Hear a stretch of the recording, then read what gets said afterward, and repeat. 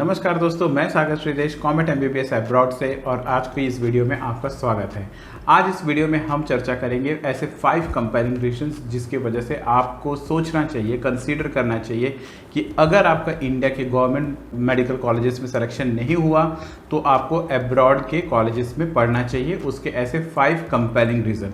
तो चलिए इस वीडियो को हम शुरू करते हैं। वीडियो शुरू करने से पहले मेरी एक रिक्वेस्ट है कि प्लीज़ इस चैनल को सब्सक्राइब कर लीजिएगा। वीडियो अच्छा लगेगा तो प्लीज़ लाइक करिएगा, दोस्तों में शेयर करिएगा। इस पर्टिकुलर चैनल में आपको अब्रॉड के रिलेटेड बहुत सारी जानकारी मिलती है, न सिर्फ एमबीबीएस के रिलेटेड बल्कि कनाडा, यूएस और सारे हायर कोर्सेज में अपार्ट फ्रॉम एमबीबीएस सारे टाइप के कोर्सेज के बारे में आपको जानकारी मिलती है। तो प्लीज़ इस चैनल को सब्सक्राइब कर लीजिए और चलिए अब हम इस टॉपिक को यहाँ से शुरू करते हैं। तो देखिए दोस्तों, एमबीबीएस अब्रॉड करने क्यों जाते हैं लोग? एक्चुअली इंडिया में सबकी पहली पसंद होती है कि वो इंडिया में मेडिकल कॉलेजेस में पढ़े।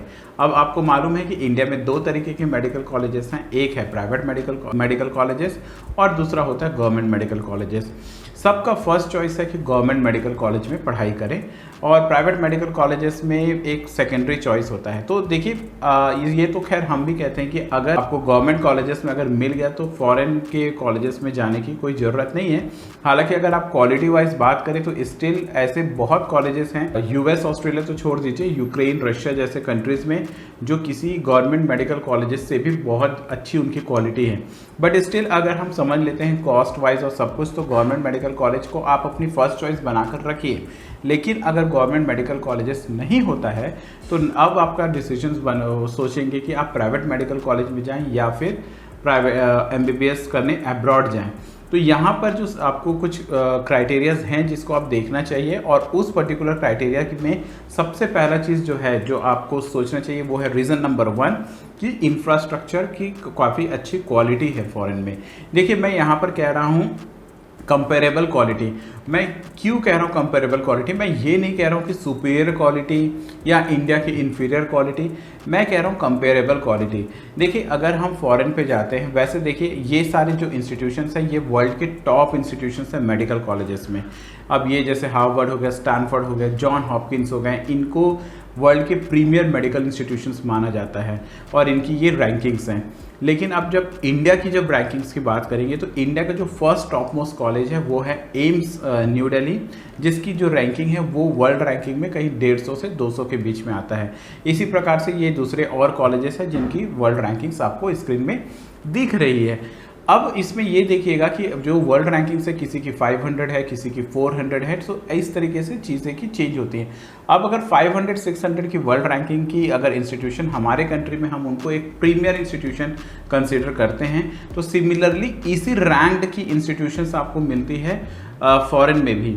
जैसे यूक्रेन, रशिया, समवेयर कहीं कोई मिलेगा 300, कोई 400 के रेंज में, 500 के 600 के रेंजेस में मिलते हैं। कहने का मतलब ये है कि अगर आप इंफ्रास्ट्रक्चर वाइज भी अगर आप देखेंगे तो ये कंपेरेबल है।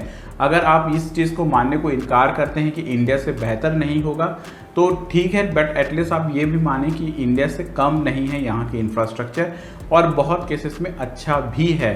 स्पेशली अगर आप कंपेयर करेंगे इंडिया के नए खुले हुए यहाँ तक कि गवर्नमेंट मेडिकल कॉलेज और प्राइवेट मेडिकल कॉलेजेस में, तो आप मानकर चलिए कि उनसे काफ़ी अच्छा इंफ्रास्ट्रक्चर आपको मिलेगा, क्योंकि फॉरेन की जो मेडिकल कॉलेजेस हैं वो यूजुअली गवर्नमेंट मेडिकल कॉलेजेस हैं जहां स्टूडेंट्स यूजुअली जाते हैं। तो और दूसरी बात यह है कि वो कोई नई कॉलेजेस नहीं है, वो 60 70 और कई बार 100 150 साल पुरानी मेडिकल कॉलेजेस होती हैं। तो अगर आप इंफ्रास्ट्रक्चर वाइज सोचेंगे तो आपको एक बहुत अच्छी क्वालिटी वहाँ पर मिलने वाली है, पहला चीज़ है। दूसरा चीज़ है टीचर्स स्टूडेंट रेशियो। आपको मालूम है इंडिया में हर साल सीट्स तो बढ़ रही हैं, गवर्नमेंट की भी सीट्स बढ़ रही हैं और प्राइवेट कॉलेजेस भी खुल रहे हैं। ये न्यूज़ तो अच्छा हो सकता है, लेकिन जहाँ तक कि रही ये स्टडी क्वालिटी की बात, तो स्टडी क्वालिटी इम्पैक्ट होता है क्योंकि इतने जल्दी कोई नए प्रोफेसर्स, डॉक्टर्स नहीं मिल जाते किसी मेडिकल कॉलेज में पढ़ाने के लिए। और आजकल का जो ट्रेंड है वो है कि मेडिकल कॉलेज यूजुअली थोड़े से रिमोट एरिया में खुल रहे हैं। पहले जो मेडिकल कॉलेजेस होते थे एक बड़े शहरों में होते थे, तो वहाँ डॉक्टर, प्रोफेसर्स इजीली मिल भी जाते थे। अब ये जो कॉलेजेस हैं वो यूजुअली थोड़े से नॉन अर्बन एरिया या सेमी अर्बन एरियाज़ में खुल रहे हैं। तो आपको एक चीज़ समझना होगा कि जो यहाँ की जो, और वैसे भी पॉपुलेशन भी इंडिया की बहुत हाई है, सीट्स हर साल बढ़ाया जा रहा है सेम मेडिकल कॉलेजेस में। तो जो टीचर स्टूडेंट रेशियो है वो उतनी अच्छी नहीं है इंडिया में as compare to the foreign. अब फॉरेन में क्यों टीचर स्टूडेंट रेशियो अच्छी है? सबसे पहली बात है वहाँ पर कि पॉपुलेशन कम है। अगर पॉपुलेशन कम है, यही तो रीज़न है कि क्यों वो यहाँ से स्टूडेंट्स को बुलाते हैं पढ़ने के लिए अपने यहाँ, क्योंकि उनके यहाँ पॉपुलेशन कम है, उनकी सीट्स उतनी फुल नहीं होती हैं और हर एक सिटी अच्छी बड़ी स्टैंडर्ड सिटीज़ होती हैं, तो वहाँ उनको प्रोफेसर टीचर्स ईजिली मिल जाते हैं और जो यहाँ पर स्टूडेंट्स जाते हैं उनको एक अच्छी इंट्रैक्शन मिलता है। इनफैक्ट अगर आप देखेंगे तो 12 से 13 लोगों की एक ग्रुप बनती है और वो एक ग्रुप को एक समय पे एक टीचर यूजुअली उनको हैंडल करता है। दैट मीन्स 13 स्टूडेंट्स के पीछे एक टीचर्स हैं एक डिपार्टमेंट्स के लिए, जो कि एक बहुत अच्छा है। यहाँ पर पीजी में एक समय पोस्ट ग्रेजुएट जो कि अब जाकर मेडिकल काउंसिल ऑफ इंडिया जो कि अब एनएमसी हो गया, उन्होंने 1:1 रेशियो का बेंचमार्क रखा है। एक समय 1:10 था, मीन्स 10 स्टूडेंट्स के पीछे एक स्टूडेंट था पीजी के लिए। तो यूजी की तो बात ही अलग थी, वो बहुत ही पीछे था। तो आपको एक अच्छी teacher is to student ratio भी फॉरेन में देखने मिलेगी।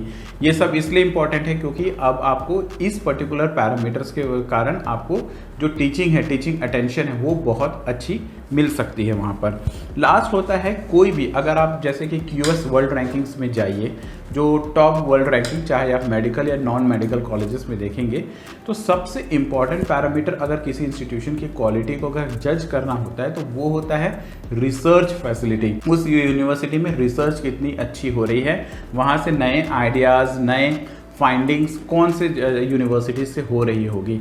तो इंडिया की अगर आप बात करेंगे तो यूजुअली जो टॉप के 5-6 हैं, जैसे कि आप एम्स न्यू दिल्ली ले लीजिए, बेशक वहाँ बहुत अच्छी रिसर्च फैसिलिटीज़ है, रिसर्च होती है। वैसे SGPGI ले लीजिए, BHU ले लीजिए और अपना वेल्लोर वगैरह ले लीजिए, ये एक अच्छी रिसर्च इंस्टीट्यूशन है। बट अगर टॉप 10 के बाद अगर आप इधर उधर चले जाए तो उतनी रिसर्च नहीं मिलती है। तो रिसर्च फैसिलिटीज़ इंडिया में ठीक ठाक ही है, जो टॉप के कॉलेजेस हैं वहाँ मिलेगा। जबकि अब ये जो कॉलेजेस हैं जो जिस कंट्रीज़ में यूजुअली जाते हैं लोग, जैसे यूक्रेन, रशिया, आपको जैसे मालूम ही होगा जो फर्स्ट कोविड वैक्सीन जो आई है वो रशिया से आई है और वहाँ के मॉस्को स्टेट मेडिकल यूनिवर्सिटी का रिसर्च यूनिट का वो एक इनोवेशंस है। तो रिसर्च फैसिलिटी अच्छा होना ये सबसे इम्पॉर्टेंट पैरामीटर होता है इन द वर्ल्ड पर्सपेक्टिव कि वो इंस्टीट्यूशंस कितना अच्छा करता है। तो रिसर्च फैसिलिटी नो डाउट जो फॉरेन इंस्टीट्यूशंस है उसमें बहुत बेहतरीन है, बहुत गोल्ड स्टैंडर्ड्स की चीज़ों को फॉलो किया जाता है। मैं ये नहीं कहता कि सारे ही फॉरेन इंस्टीट्यूशंस की रिसर्च फैसिलिटीज़ अच्छी है, मैं बात कर रहा हूँ प्रीमियम और एक एवरेज इंस्टीट्यूशन। लो कॉस्ट जो यूनिवर्सिटी आपको कम कॉस्ट करके अट्रैक्ट कर रहा है, वहाँ पर ऐसा कुछ नहीं होगा। मैं जो क्वालिटी कंपैरिजंस कर रहा हूँ वो बेसिकली एक एवरेज। अब एवरेज कौन है? जो आप समझ लीजिए जो 5 या 6 साल में आपका फूड लॉजिंग के साथ जहाँ 25 लाख से ऊपर की जो खर्च होती है, ऐसे इंस्टीट्यूशंस की मैं बात कर रहा हूँ एवरेज रेंज में, जो आपको एक अच्छी रिसर्च फैसिलिटीज़ वहाँ देगी। ऑल इन ऑल मेरा ये कहना था कि क्वालिटी इंफ्रास्ट्रक्चर्स मिलेगा जिसमें आपको बहुत अच्छी नॉलेज गेन करने का चांस मिलेगा। सेकंड रीज़न है क्वालिटी स्टडी एनवायरनमेंट।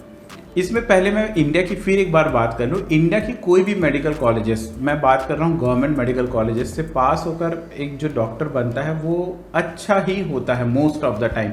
वो क्यों होता है? क्योंकि जो एनवायरनमेंट में है, क्योंकि सारे बच्चों ने नीट क्लियर किया, मेरिट लिस्ट पर आए हैं और मेरिट लिस्ट के जाने के बाद वो किसी भी कॉलेज में पढ़ने जाए, क्योंकि उनका कंपटीशन क्लियर किया तो उनका एक्यूमेन स्ट्रांग है, उनका इंटेलेक्ट स्ट्रांग है, तो यूजुअली वो अच्छा करते ही हैं।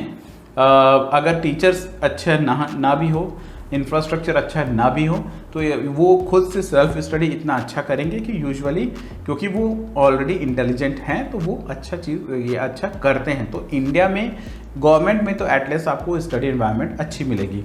अब जहाँ तक की रही बात MBBS abroad, Russia, China, Ukraine, इन सब जो स्टूडेंट थे, तो एक हमेशा से एक मिसकंसेप्शन रहा कि वहाँ के जो बच्चे हैं वो उतने अच्छे नहीं हैं। स्टडी एनवायरनमेंट बहुत इम्पैक्ट करता था। क्यों? क्योंकि पहले जो बच्चे थे 2017 के पहले एक 40-50% वाला बच्चा भी अगर उसके पास पैसा है तो वो वहाँ जाकर पढ़ता था, उसी के साथ 70-80% या 90% वाला बच्चा भी पढ़ता था। अब देखिए दोनों एक दूसरे को इन्फ्लुएंस तो करते ही हैं, इस बात को हम डिनाई नहीं कर सकते कि हम एनवायरनमेंट से, अपने आसपास से इन्फ्लुएंस होंगे कि नहीं होंगे। जो कम परसेंटेज वाला बच्चा रहा होगा हो सकता है वो थोड़ा अच्छा करे, लेकिन इधर से अच्छे परसेंटेज वाले बच्चे भी थोड़ा सा उनके इन्फ्लुएंस में आते थे। फैकल्टी की भी मोटिवेशन डाउन होती थी, बिकॉज ये हमें फीडबैक, तो क्योंकि हम इस चीज़ों में काफ़ी समय से हैं, तो वो भी डिप्रेस फील करते थे कि वो स्टूडेंट्स की क्वालिटी नहीं आ रही है जो उनको मिलना चाहिए। तो इससे जो एक पॉजिटिव स्टडी इन्वायरमेंट था वो नहीं बन रहा था। फैकल्टी भी अपनी इंटरेस्ट लूज़ कर रहे थे, स्टूडेंट्स लोग की भी जो फोकस थी वो डाइवर्टेड थी। बट इस प्रॉब्लम को एड्रेस किया गया 2017 के बाद, जब नीट की रूल्स को मैंडेटरी किया गया। इस रूल का सबसे बड़ा फ़ायदा ये हुआ कि जो 50% लोग जो क्वालिफाई होते हैं, जैसे आज के डेट में रफली 15 से 16 लाख मान लीजिए लोग जब नीट का एग्ज़ाम देते हैं, तो रफली 7.5 लाख या 8 लाख लोग ही क्वालिफाई कर पाते हैं, और यही लोगों को मेरिट लिस्ट में इंडिया में या प्राइवेट मेडिकल कॉलेज, गवर्नमेंट या प्राइवेट मेडिकल कॉलेज में सीट मिलता है। अब यही इन्हीं में से लोग जो है मीन्स एक क्वालिटी लोग ही अब फॉरेन जा रहे हैं। तो देखिए ये जो रूल हुआ नीट का जो रूल है वो इंडियन गवर्नमेंट ने मैंडेटरी किया कि अगर जब वो बच्चा पढ़ कर आएगा और इंडिया में जब वापस आएगा तो उसको एक स्क्रीनिंग टेस्ट, जिसको FMG बोलते हैं, वो देने के लिए ये उसको नीट क्वालिफाई होना ज़रूरी है। ये चीज़ मैंडेटरी नहीं था उन कॉलेजेस के लिए 2017 से पहले। वो कॉलेज तो एक्सेप्ट कर रहे थे। आज भी कई कॉलेज हैं जो नीट के स्कोर्स को नहीं ध्यान देते और वो स्टूडेंट को एक्सेप्ट करते हैं। बट इन कॉलेजेस ने इस चीज़ को रियलाइज़ किया कि जब बच्चे नीट क्वालिफाइड बच्चे आ रहे हैं तो उनको एक क्वालिटी मिल रहा है, तो वो भी अब इसलिए उनके ऊपर वो बाध्यता नहीं है। बट स्टिल अब उन्होंने भी मोस्ट ऑफ द कॉलेजेस ने ये बोल दिया है कि सिर्फ हम नीट क्वालिफाइड स्टूडेंट्स का ही एडमिशन लेंगे। तो इससे बनी है अच्छी स्टडी इन्वायरमेंट, अच्छा नेटवर्क्स बने हैं, अच्छी ओवरऑल इन्वायरमेंट क्रिएट हुई है। इसके वजह से अब वहाँ पर जो स्टैंडर्ड्स हैं वो काफ़ी बढ़ गई हैं। स्क्रीनिंग रिजल्ट्स की भी अगर आप बात करेंगे तो देखेंगे साल दर साल रिजल्ट्स अच्छी होते जा रही हैं। एक समय था जब स्क्रीनिंग टेस्ट का रिजल्ट्स जो आ रहा था वो 2% 3% पर था। आज के डेट में 25, 30, 35% कंसिस्टेंटली ये स्कोर्स चल रहा है। दैट मीन्स एक पॉजिटिव साइन है। जब ये 2017 के से जो बच्चे जो जाने शुरू किए नीट के स्कोर लेकर, जब ये क्लियर करेंगे 23-24 के आसपास में, तब आप देखेंगे कि यही जो FMG पासिंग परसेंटेज है वो और काफ़ी बढ़ जाएगी। तो ओवरऑल स्टडी इन्वायरमेंट भी काफ़ी अच्छी क्वालिटी की हो चुकी है। नेक्स्ट रीजंस पर आते हैं जो कि रीज़न नंबर 3 है, और वो इनफैक्ट सबसे इम्पॉर्टेंट रीज़न है कि वो उनकी है अफोर्डेबिलिटी फीस की। गवर्नमेंट मेडिकल कॉलेज में हो गया, no doubt you should go, you should study in the government medical college. But मैंने ऐसा भी देखा है कि लोगों के पास, लोगों ने 1-1 करोड़ तक के पैसे प्राइवेट मेडिकल कॉलेज में या तो डोनेशन या फिर इधर उधर करके वहाँ देते हैं, और सिर्फ एक MBBS डिग्री के लिए। अब इसकी कोई लॉजिक नहीं होती, इतनी ज़्यादा फंड आप एक MBBS डिग्री के लिए देते हैं, उसके बाद आपको आगे जाकर PG वगैरह करना है, तो ये अननेसेसरी वेस्टेज ऑफ फंड है। क्योंकि अगर आप इसी जगह आप अब्रॉड अगर चूज़ कर लेते तो 25-30 लाख में भी वही क्वालिटी ऑफ एजुकेशन आपको मिल जाता। स्टूडेंट सिर्फ डरते हैं FMG से, बट एक चीज़ याद रखिएगा, जो बच्चा FMG that means screen test को क्लियर करता है इंडिया में आके, और मेरे पास तो ऐसे काफ़ी सारे एग्जाम्पल्स हैं जिन्होंने फर्स्ट अटैम्प्ट में FMG को क्लियर किया हुआ है। तो वो जो एक तो पहली बात है, वो स्टूडेंट जो 1-1 करोड़ देकर प्राइवेट कॉलेज में है, वो अपने कंफर्ट जोन या फिर रिस्क टेकिंग एबिलिटीज़ को शो नहीं करता, वो नहीं लेना चाहता, वो पैसा खर्च करके सेफ जोन पे रहना चाहता है। जबकि जो बच्चे एक ट्राई करते हैं, अपने ऊपर विश्वास रखते हैं कि भाई हम आकर क्लियर कर लेंगे, और वो क्लियर कर भी लेते हैं, तो ये सबसे इम्पॉर्टेंट चीज़ है। तो अगर आप इंडिया के मेडिकल कॉलेजेस के प्राइवेट मेडिकल कॉलेजेस में करोगे तो 70-80 लाख से ऊपर का तो आपका खर्च होना ही होना है। और अगर आप यही चीज़ गवर्नमेंट में आप अब्रॉड में ऑप्ट करोगे तो 22-25 एट द मोस्ट 30 से 35 लाख के अंदर में, ये भी पूरे 6 साल के अंदर में या 5 साल के अंदर में, जैसा भी उनका कोर्स है आपका कवर हो जाएगा। तो आपका एक सिग्निफिकेंट अमाउंट आपके और आपके पेरेंट्स के बचेंगे। तो ये एक सबसे इम्पॉर्टेंट रीज़न है कि आपको अब्रॉड में MBBS चूज़ करना चाहिए अगर आपका इंडिया में गवर्नमेंट मेडिकल कॉलेजेस नहीं हुआ है तो। और मैंने तो यहाँ तक कि ऐसे भी एग्जाम्पल देखे हैं जिनका इंडिया के गवर्नमेंट मेडिकल कॉलेज में हुआ है, और वो थोड़े रिमोट या नए मेडिकल कॉलेज में हुआ, तो वो बच्चों ने भी स्टडी अब्रॉड ऑप्ट किया और वो आज काफ़ी खुश हैं अपने पर। नेक्स्ट रीज़न पर आते हैं, वो है सिंपल एडमिशन प्रोसेस। अगर आप स्टडी अब्रॉड एडमिशन प्रोसेस की अब बात करेंगे, और स्पेशली जब आप बात करते हैं जैसे US, कनाडा, ऑस्ट्रेलिया बहुत ही कॉम्प्लेक्स एडमिशन प्रोसीजर्स होती है। एप्लीकेशन ऑफ़र आना, यहाँ से पैसा भेजना, GIC सर्टिफिकेट्स, ऐसे बहुत टीडियस प्रोसेस होता है। बट जिन कंट्री में यूजुअली बच्चे जाते हैं, लाइक यूक्रेन हो गया, रशिया, कज़ाकिस्तान, चाइना, फिलीपींस, यहाँ पर की डॉक्यूमेंटेशन प्रोसेस उतनी टीडियस नहीं है। आपको सिर्फ और सिर्फ अपने को नीट क्वालिफाई रहना है, ये सबसे इंपॉर्टेंट चीज़ है। आपकी जो पासपोर्ट्स हैं वो रेडी होनी चाहिए और आपके मार्कशीट्स ओरिजिनल आपके पास रहना चाहिए। अगर ये 3 डॉक्यूमेंट्स है तो मोर और लेस आप रेडी हैं। कहीं कहीं फिनेंशियल एफिडेविट देनी होती है, फिनेंशियल ट्रैक रिकॉर्ड्स देने की भी उतनी कोई खास ज़रूरत नहीं होती है। तो ये जो एडमिशन प्रोसेस है काफ़ी सिंपल है। आप रिलाई कर सकते हैं अच्छे कंसल्टेंट्स के लिए। आप हमें भी कॉल कर सकते हैं अगर आपको अपना एडमिशन प्रोसेस हमारे थ्रू करवाना है। But all in all this is a good process. आपको बस एक ही चीज़ का ध्यान देना है, आपको कॉलेज अच्छी चूज़ करनी है, क्रेडिबल कॉलेज चूज़ करनी है, और दूसरी बात है कंसल्टेंट अच्छी चूज़ करनी है इंडिया में, क्योंकि वो एक चैनल बनता है आपका प्रॉपर एडमिशन। अगर ये दोनों चीज़ आपने अच्छा किया है तो आपको एडमिशन प्रोसेस में कोई प्रॉब्लम नहीं आएगा। मैं एक और वीडियो बनाऊंगा जो आपको कॉलेज चूज़ करने के लिए हेल्प आउट करेगा कि आप कॉलेज या कंसल्टेंट कैसे चूज़ करें, क्योंकि ये भी बहुत एक इम्पॉर्टेंट फैक्टर है आपके ओवरऑल एडमिशन प्रोसेस को सक्सेसफुल करने के लिए। और आखिरी रीज़न आता है वो है इंटरनेशनल एक्सपोजर जो मिलता है जो बच्चे फॉरेन जाते हैं। अब ये इम्पॉर्टेंट क्यों हैं? देखिए, सबसे पहली बात, अगर यहाँ पर कई बच्चे होते हैं जो अपने स्टेट से बाहर नहीं निकलते हैं, और ये जो बच्चे हैं वो पहली बार तो काफ़ी डरे होते हैं, उनके पेरेंट्स भी डरे रहते हैं, वो स्टूडेंट भी डरे रहते हैं कि पहली बार वो इंटरनेशनल फ्लाई करते हैं। लेकिन समय के साथ साथ वो इतने यूज टू हो जाते हैं चीज़ों के कि वो अपने अकेले में ही कभी यूरोप चले गए, कभी दुबई चले गए, किसी और कंट्री चले गए, और वो बहुत सारे तरीके के लोगों से मिलना शुरू करते हैं, उनकी नेटवर्क्स बढ़ती है। इससे फ़ायदा 2 चीज़ों में होता है। एक तो एम्प्लॉयबिलिटी, क्योंकि आप अपने फ्रैटर्निटी के बहुत सारे लोगों को जानते हो, तो आपके करियर में सबसे इम्पॉर्टेंट चीज़ होती है कि लोगों को जानना, ताकि जानते हुए लोगों से अपनी पसंद के जॉब पे प्लेस होना। तो आपकी नेटवर्क बहुत सिर्फ और सिर्फ इंडिया में लिमिटेड नहीं हो जाती, आपकी वर्ल्ड ओवर हो जाती है। और दूसरी बात है आपकी पर्सपेक्टिव, आपकी सोचने का। कई चीज़ें हमें लोकल लेवल पर बहुत इंपॉर्टेंट लगता है, कई चीज़ें हमें लोकल लेवल पर बहुत इंपॉर्टेंट लगता है, जबकि हो सकता है कि वो इंटरनेशनल लेवल पर लोग उस चीज़ों को अलग तरीके से देखते हैं। तो एज अ डॉक्टर सिर्फ डॉक्टर क्लिनिकल नॉलेज वाला ही डॉक्टर नहीं होता, वो एक काउंसलर भी होता है। तो जब वो बहुत सारे लोगों को जानता है तो he could be a better clinician.